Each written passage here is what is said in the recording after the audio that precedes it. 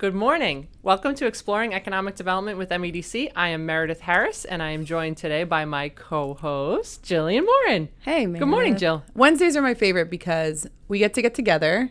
And we do this podcast. And once in a while, once a month, we get to come to you live here on Facebook and on YouTube. And last month was a different episode. So we do a quarterly. Correct. Last month we had, we call it Inside the Industry. So Yep. Anybody who did not get to check out last month's episode, it was episode 27, believe it or not. But we were celebrating Manufacturing Month. So we had a couple of different folks on from Mass MEP. We also had Mass Hire and one of our newer companies, Resilience Bio, to talk about manufacturing. Absolutely. And it was really a great episode, a lot of fun. Great. Yeah. So anybody who has not checked that out, make sure you check it out. I think we'll probably drop a link somewhere. You'll find it. Yep. And you can also see down here our contact information's there. If you're watching us live or on the replay, you might also be watching us on Marlborough's local cable access channel, WMCT-TV. We love them, and we're so glad that they're sharing this content and so many other awesome events. Absolutely. Keep up the great work, guys. Yeah. Thanks for your partnership. Yeah. So before we jump into episode 28, Yep. we have a really exciting guest today. It's actually our first repeat guest, which is really exciting. We did want to quickly mention that there might be a little bit of noise in the background. Yeah. But that's exciting because there is some development going on down here in downtown Marlborough. But if you hear some drilling, different things like that, Yes. we apologize. But it is happening, and there's nothing we Growth can do is about good. it. So, with that being said, again, episode 28, we have our special guest with us today, Arthur Bergeron. I'm so excited to be back. Welcome. This You is are very our exciting. first repeat guest. And so tell me, have you actually paid the guy outside with the jackhammer to just, so it's like, oh, MEDC on the move, you know? Here we We're really go. doing We're stuff. making things happen. This is great. It's some stairs that are being Yeah. rebuilt, but Yeah. you know, it is what it is. But we're so happy you're here. Not only are you a repeat guest, but you are one of our founders of MEDC, which is what we talked about the first time you were here, which is timely because tonight we will be celebrating 16 years of MEDC at our founders reception. So you're our special guest tonight. We thought it was only, fitting to have you be our special guest this morning so we can talk a little bit about specifically the Alta project in Marlborough. But before we jump into that, we've got a couple of other questions for you that we wanted to kind of get into. So you've been involved in a lot of development projects in Marlborough, but you've also been involved in a lot of zoning projects, zoning changes, zoning amendments, things like that. Can you tell us a little bit about maybe your favorite development projects, your favorite zoning projects? And that's probably a loaded question, My favorite right? development project was the one that we're right now in, which is the downtown district.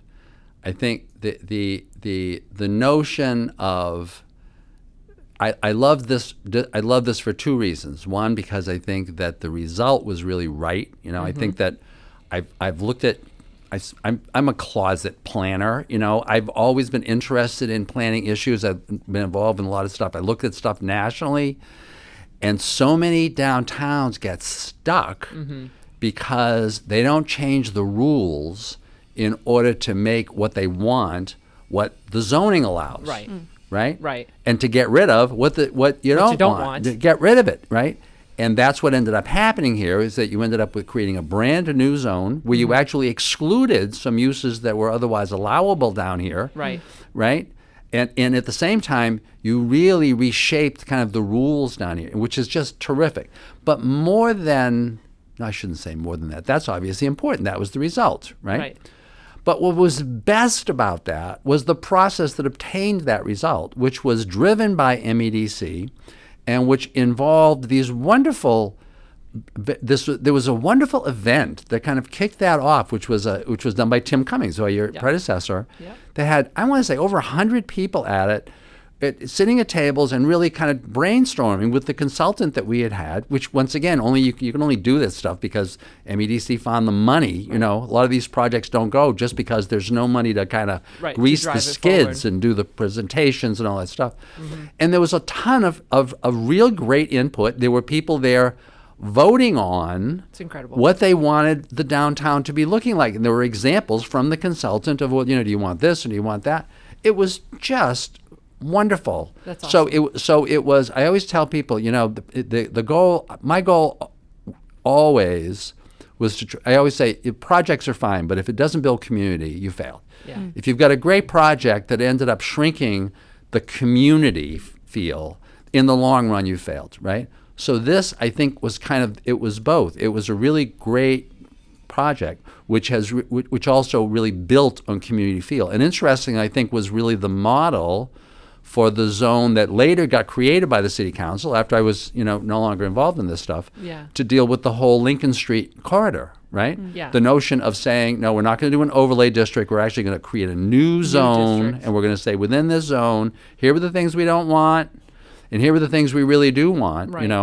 And of course, this isn't, the bad example, this isn't Russia. This isn't, it isn't like you're going to kind of blow through and just build what you want, Right. We're gonna with guide government you. money, Yeah. right? You're trying to set the table Yep. and create an infrastructure and then encouraging the private sector to work. Right. And as a result, that takes some time. So I know that this district right down here, was created, 7 years ago now? Quite a while. 2014, yeah. 7 years ago. Right. By Joe Delano and some Yep. others, who really got persuaded about the validity of this. And it was really great. But at the same time, now you have to wait for the market. Right. And there were several is projects. frustrating. And there were several projects that have Yes. gotten approvals here and not gotten built. Right. For Because many because reasons. it turned out that the market wasn't willing to support those projects. But sooner or later, that will work. Right. I think one of the challenges for down here has been we really tried to design this as a community to have a place where really wonderful multifamily mixed housing and mixed-use developments could occur. Mm-hmm. But as several of my friends have said to me, the design, you can now, it's now zoned to do things that you could do like in Cambridge, Right. and which would happen if the people who were going to be moving into these projects were paying Cambridge rents, because the cost of doing the work, it's permitted, but the cost of doing it is such that you really need really high rents Right. in order to do it. And Marlborough rents haven't gotten there, Yep. or haven't. That's a whole other story. But the bottom line is, I think that was the best. That was the best. I mean, there were others. I mean, I think the rezoning that we did private sector on the Apex Center, I think was once again Really cool. something where the other result was going to be really bad, that you were just going to end up with a classic little strip mall, Right. a bunch of little Wendy's and little banks and all Right. this stuff. And now you've got this really wonderful place, which has itself been Thriving. an anchor. Right, Right. right. It's been a great anchor for that area. Right. Well, the downtown was to your point, there were so many people involved, and it wasn't just government driving it. It wasn't just the private, it was everybody. It was Yeah. the community came together. I wasn't here, but you look back at some of the documents and the public hearings and the meetings. I mean, it really is kind of a cool thing to see. And we're hopeful that we're going to start to see some of that soon. And I believe you. What you say usually happens. So if you're telling us that it's going to happen, In the longer believe you. run, but of course, in the long run, we're all dead. So I may not get to see it. maybe I will. Yes, you may. I'm hopeful. You may.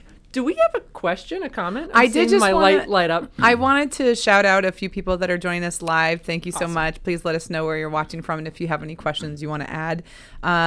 So Ryan, just from WMCT, was appreciating the shout out. And then we've got President Ossing saying, "Hello, Meredith, Jill, and Arthur. I have my popcorn and ready for Arthur's story time." Make sure you bring it for tonight too, because we're gonna get it this Yeah. morning and this evening. So we're Story really time. excited. That's Yeah. right. And Kennedy's Pub is also joining us. Thank Awesome. you for joining us. Happy to see Thanks for you. having us. Yeah. Well, thanks for having. They usually do have us, but I'm happy to have you this does morning. that mean we're actually above the bar at Kennedy's Pub? It's like the first guy having the first drink right now is watching the show. That would be pretty Yes. cool. This That is a would frightening thought. This is a frightening thought. I love it. All right, so we've talked a little bit about development projects. I want to kind of get right into the meat of why we invited you here today. So Yeah. you've been involved in a lot of projects, a lot of zoning. You've touched a little bit about the downtown, but then also what we call the neighborhood business district, right? So Which said- for normal people means the Lincoln Street. French Hill, exactly. The French Hill. Hill neighborhood, which is, we looked at what the downtown zoning was 7 years ago, and what exactly do we want to have up on this corridor? What do we see the future of that corridor to be? And we were able to change the zoning, as you just stated, to be something different than what it was before. There is a site up there that is now the future site of Alta Marlborough, which is actually where our founders reception will be tonight, which is kind of a different location for us, but kind of exciting. I walk by it every day. Do of you? course. Yeah. Well, I live Yeah, you know, live right I there. can see the beginning of the rail trail from my house, which means I'm going to be able to see this development. That's amazing. From our bedroom window. We're That's going to amazing. we're going to be looking at this. So you're one of the neighbors, and you're I'm a excited neighbor. about this. Right. I'm Oh yeah. It's just unbelievable. It's All right, just so before you unbelievable. tell us how excited you are, Yeah. there's so much to get into here. Yeah. We need to hear about the history, because there is so much history to this site, and we really want to kind of celebrate the success of this project and the importance of the project. But in order to do that, you need to understand, I guess, 30 years ago, 1987, when they took down a train station. There's some different things. So can you tell us, you were there, right? Yes, yeah. You know, this really betrays my age. You know, that actually. I won't tell you what I was doing in 1987. Right. And I think I'm pretty sure it was before that. Was it before then? Before that? Yeah. So the key to understanding how exciting this is to understand that the site that you're talking as a site isn't a site or wasn't a site. It still isn't, right? It was really 4 sites, right? Right. There's the corner site, which had been the train station a long time ago, right? Until the train stopped, which I want to say, I think the tracks got pulled up maybe in the 40s. And this is the rail trail. The rail trail, the train that ran on the rail trail. Right. Right. Had which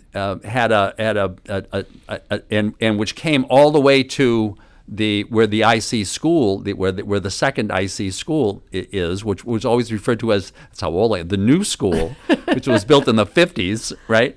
And that was where the trains would turn around and stuff, right? But the depot, right, for the rail trail was at the beginning of Lincoln Street, right? And so there were several sites, right?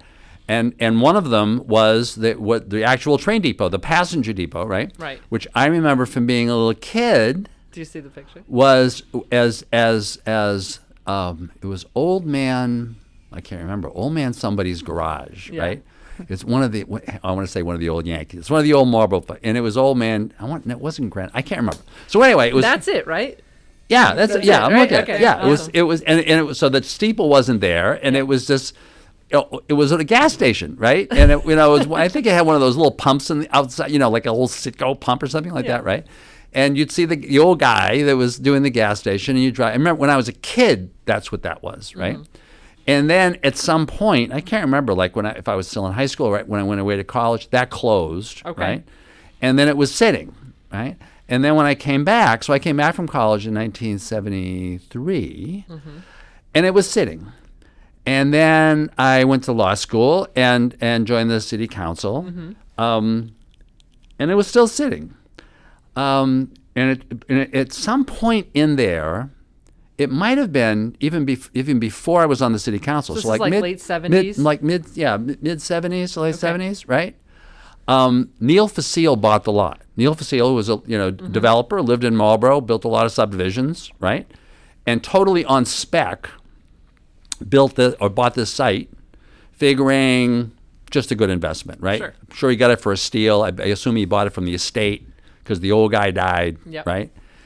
And then shortly thereafter, tore down the train station, which right? was a big deal. And I remember this was a big deal. And there was a very active, politically active family here, the Valiantes, and Frank Valiante worked at Public Works, right? That was his day job. But he just was an activist. He was a genuine, really interested in the community, raised a bunch of kids, all of whom became activists, one of whom became our state rep for several years, right? Okay. And had a daughter who ended up going to law school. Her name was Jennifer, who was kind of the most active? And she was such a Democrat. I mean, just a real D.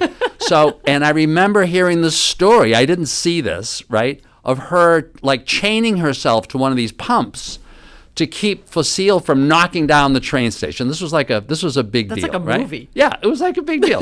This is Marlborough? And then it was down. And so it was down. Did she come off before they knocked it down? I don't know that part of the story. And then the whole got back, and so it sat, right? And it sat and it sat and it sat and it sat and it sat. And during years after that, on occasion, I would hear about, because I was always involved locally, somebody making an offer on that property, And because it was for sale. It was always for sale by Facile. But inevitably, somebody would make an offer, and then Facile would increase the price. Right. Because you'd always figure, I can get more than that, right? And then it would keep sitting. Because he was no cost to him. He was just sitting on a pile of dirt, right.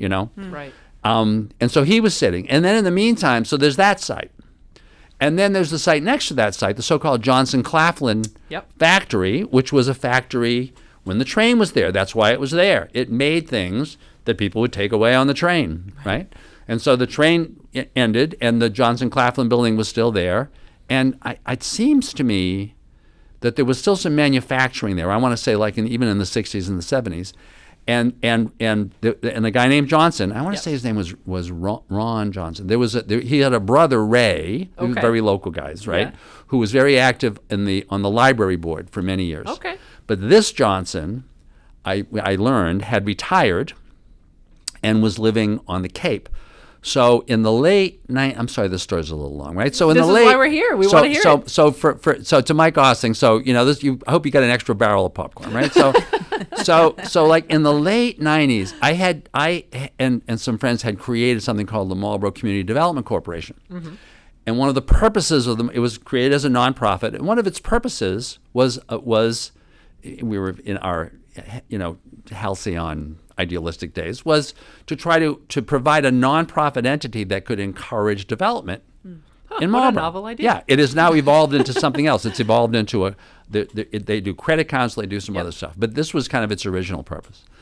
And so at that point, and we would always look at this site and we would say, well, this is just a classic, because you had Facile kind of sitting there, and then you had Johnson Claflin, and it really wasn't being used. It was like warehousing and some baloney things, Not right? the highest and best. No, and then there was the corner building, which had been the granary. That's Ed Clancy told me that had actually been where the farmers would actually dump the grain, and the grain would be stored there before the trains would take it away. Wow. Yeah, a long time ago. Either that, it would come here for I don't know, but it was the granary, right? Which was a bunch of things, and is now still a used car place, right? Right. And I knew that the issue there was that you had this great lot, right? And now the rail trail had happened, right? And so many administrations, right? So this was this was in the late 90s. Mm-hmm. So Bill Morrow was the mayor. Mm-hmm. And Al Lima, a guy named Al Lima, was the city planner. And he was really interested in urban stuff because he was from Fall River, right? So he really so what I did was I engineered this road trip because we found Johnson, right? Mm-hmm. And he was living on the Cape. I think he was in Falmouth, but he was living somewhere on the Cape. Still owned this property. And we did this road trip, and it was, I remember Bill Morrow came down, and I was there. I think there was I can't remember if one of the city councilors was there. And Al Lima, right? Just to talk to Johnson, right? And so we just kind of talked to him. We said, we this is we're the Community Development Corporation, right? And we'd be interested, because I said to myself, you've got these 3 properties. I've done a lot of real estate work for a long time. Yes, you have. And so I have seen in the course of that time the fact that, of course, when you're doing real estate work, you're doing development work, and it involves sometimes trying to assemble parcel assembly. So you've got several parcels owned by different owners, and you're trying to put them all together. Challenging. Well, that's never pretty. Yeah. That's never pretty. Because if they are savvy owners, right, the game is they gotcha. Everybody wants to be the last owner to make a deal. Right. So that they're hoping that you've put together the other 2 parcels, so then they can get a ton of money for their parcel because they're the last guy. They need you. Because they really, that's right. That's right. And so I was like, well, how do we break out of this? Mm-hmm. I said, well, the first thing is we've got to get somebody that we know we've got so that we can go talk to the other people, right? But we're the CDC. We don't have any money, right? So we went and we met with I remember it was him and his wife, right? And we were sitting on the porch, and we said, so we'd really be interested in just getting an option from you. That is an agreement that we will buy the property. We can buy the property, right? At some future time, like in the short, and it was short. It was going to be like for 6 months or something. And we said, but we need that option so that we can go talk to the other owners so that we can see if we can put something together. And he was like, well, what do you want to do with it? I said, I don't know what we want to do with it. We just want to try to put it together so that we can then talk to a possible developer about doing something, because the government isn't going to do this, right? And so he literally said, oh, well, I want $4 million. I said, but the property is the property is assessed for like $400,000. You want $4 million? Right. He said, yeah. I said, he said, you're the government. He said, you got all kinds of money. Isn't this important? Isn't this important for the city? He said, isn't it important for the city that you do this? Yeah. Subtext. So shouldn't you be paying me a lot of money to bribe me because it's really important for the city? Wow. That's what he was really saying. But on the other hand, I don't blame him for saying that. Sure. That's capitalism. That's the market. It's his property, right? Well, needless to say, we did not come away with a deal there, right? Because even at his $4 million figure, he wasn't willing to give us an option. Right. He said he just wanted us to buy it, right? Because if he gave him an option, then he thought maybe we'd be getting the other people together. Oh, maybe he's not selling for enough. Right. Classic, right? And so the site just sat, right? For years. I later heard from the guy who bought the building, which is the granary, who had negotiated a deal and there was a tenant there, right, with whom he had negotiated a deal, was at least, and then he could later purchase and stuff, And to long story short, and without disparaging this guy, because he was a client of mine, he was, of course, doing the same thing. He figured he was in the ideal situation. Right. He had the smallest parcel that he had paid practically nothing for. And he figured, well, I'm going to wait for the two big guys to make their deals, and then they're going to have to come to me, and I'm going to make $1 million here, right? And so there it sat, right? And the only thing that broke this logjam was that Neil Facile died. Right. And now the estate had the property, right? And the estate wasn't interested in holding on forever because it was the estate, and they wanted the money, right? And so now what you needed was a buyer. So now finally you had a seller, but you needed a buyer, right? And so who was that buyer going to be? Well, the question is who is a buyer, right? Who would be willing to buy that property without knowing if they could get the other two properties, right? Right. And without knowing ultimately what the development is going to be. What it's going to be. Right? Because if you're a developer, you want to be developing. You don't want to be figuring this out. You just want all the land, and now you're going to go develop. Right? And the answer was nobody. There were no buyers. Right. Except that at that point, MEDC existed. Right. Right? Because certainly the city wasn't going to buy the land, because if the city buys the land, now there are all these special bidding requirements and blah, blah, blah regarding the city buying it. And then there were all these issues regarding the city selling it. Right. Right? Right. And it was just going to be this impossible process, right? So, but now you had a vehicle, which was one of the reasons why MEDC was created. It was created in the first place and had it in its charter. That one of the powers that it had when this thing was created through a special act of the legislature, and Steve LeDuc was the person who managed to get that taken care of, that we had this ability to be the entity that could buy and hold, right?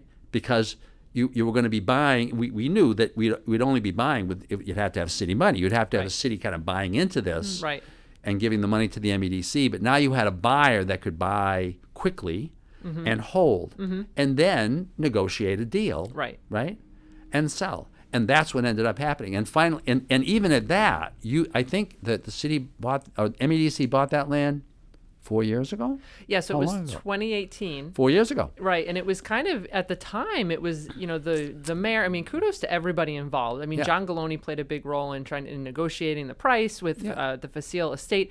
I mean, there's a lot of different players, but and the mayor and the city council. This was a real, because once again, they were just giving you guys some money because MEDC, I think, had a track record. Yep. At that point. Yep. Of trustworthiness. Right. Like, we're not going to do anything stupid here, right? And so they gave it, but it was a big deal for the mayor to go down to the city council and try and sell this idea because we had never done this before. Right. Yeah. But to your point, this was part just like of everything else that you've done. Right. They're but all done things that you haven't done before. Why we were created was to kind of do things like this, and I think that's why here at the office we are so excited about this project, because this is a case study and a prime example of why we were structured the way that we were structured, how it can really work to benefit the community. And there's so many different people. It goes back so far. There's so much history. But you're right. 2018, the city council approved the funding for us to go and purchase the property. We did that. And you bought it. And then at the time, we put out an RFP. We were looking for proposals for the site.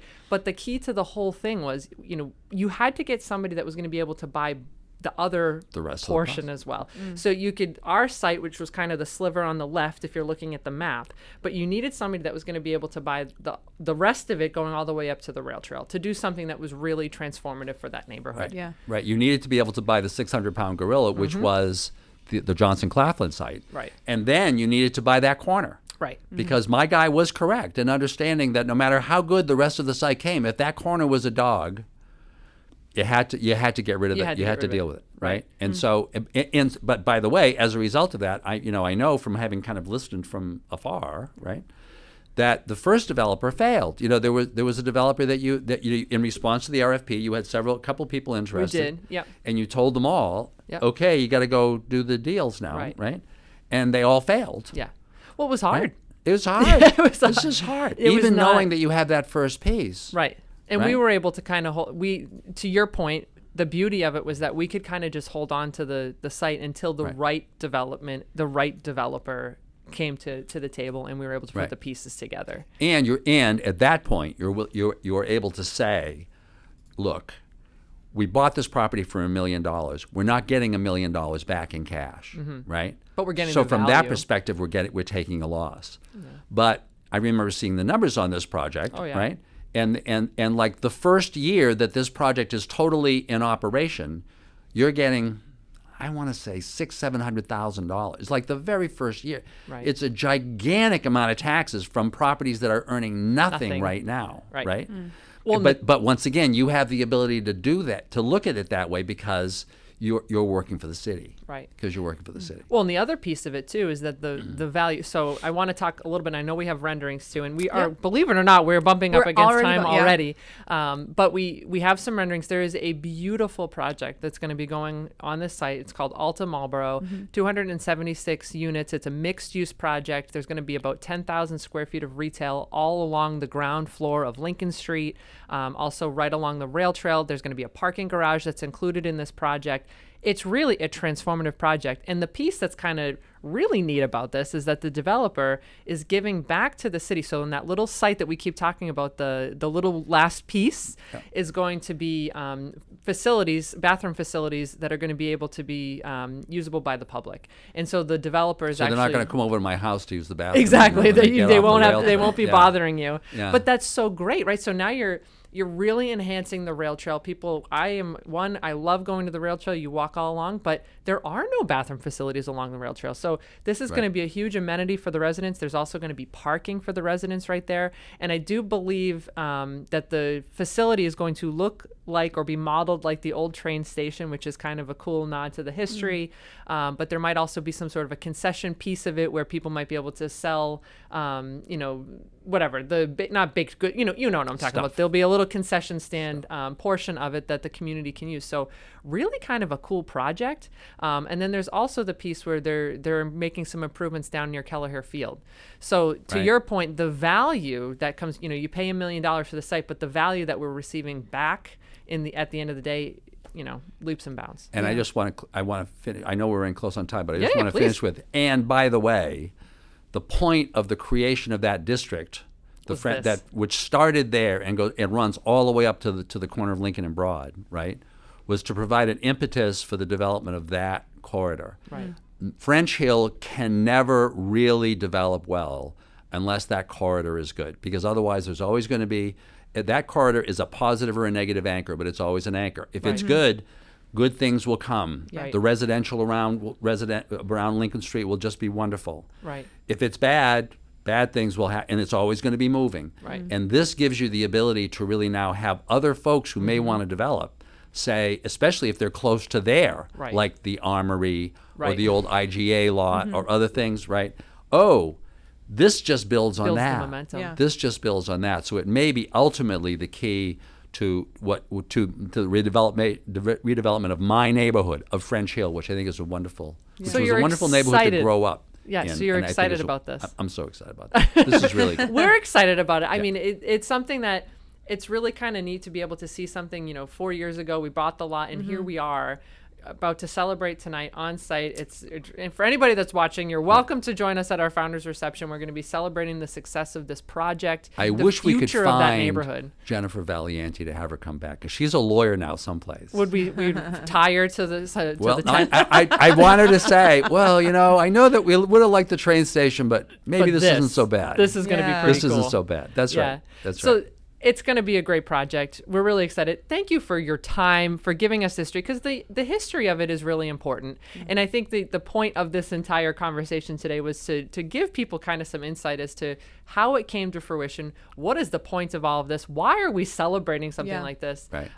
But it's going to be really transformative, and we're excited to see it move forward. And I, for one, am excited to go walk on the rail trail, be able to stop and use a restroom if I need to. Yes. Go and go to the restaurants that are going to be there. There's a parking garage. Again, a lot of really cool elements to this project that I think are going to be the revitalization of French Hill. This is it. It's happening. Yeah, it's hugely needed. And if Mike Ossing has any questions, I'll be there at the event this afternoon. Perfect. Right? Wonderful. He said he already fired up the second batch of popcorn. That's awesome. Well, we don't want to take up any more of your time. We appreciate you being here with us. Thank you for being one of our founders, for having the vision for some of this stuff to happen. And thank you for inviting me. You're the only one to come back for a second time. Yeah, I'm going to put this up on my wall. This is great. You should. Thanks so much. Thank you. Thank to you, both. everybody. Have a Bye-bye. great day.